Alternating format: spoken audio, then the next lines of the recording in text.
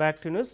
ఏపీలో శాంతి భద్రతల పరిస్థితిపై మాజీ మంత్రి వైసీపీ నేత వెల్లంపల్లి శ్రీనివాస్ రాష్ట్ర ప్రభుత్వంపై తీవ్ర విమర్శలు చేశారు.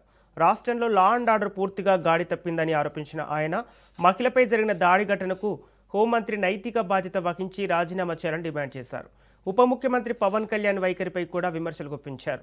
రాజధాని రైతుల భూములు, పోర్టులు, మెడికల్ కాలేజీల ప్రైవేటీకరణ వంటి అంశాలపై ప్రభుత్వాన్ని ప్రశ్నించారు.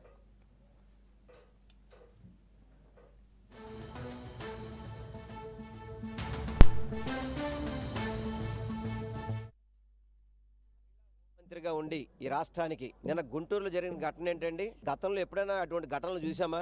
మరి చంద్రబాబు నాయుడు గారు, నారా లోకేష్, పవన్ కళ్యాణ్ కరెక్ట్గా 15 కిలోమీటర్ దూరంలో ఉంటారు. ఆ ఘటన జరిగిన 15 కిలోమీటర్ దూరంలో ఉన్నప్పుడు ఈ రోజు వరకు కూడా కనీసం బాధితురాలని పరామర్శించడం కానివ్వండి, అదేవిధంగా ఇటువంటి ఘటనలు జరగకుండా ఉండాలంటే హోమ్ మినిస్టర్ మార్చాలి ముందర. అసలుకి హోమ్ మినిస్టర్ మారిస్తేనే ఇవన్నీ కూడా లా అండ్ ఆర్డర్ కానీ ఇవన్నీ సెట్ అవుతాయి. ఎందుకంటే హోమ్ మినిస్టర్ శాఖ చేయట్లేదు.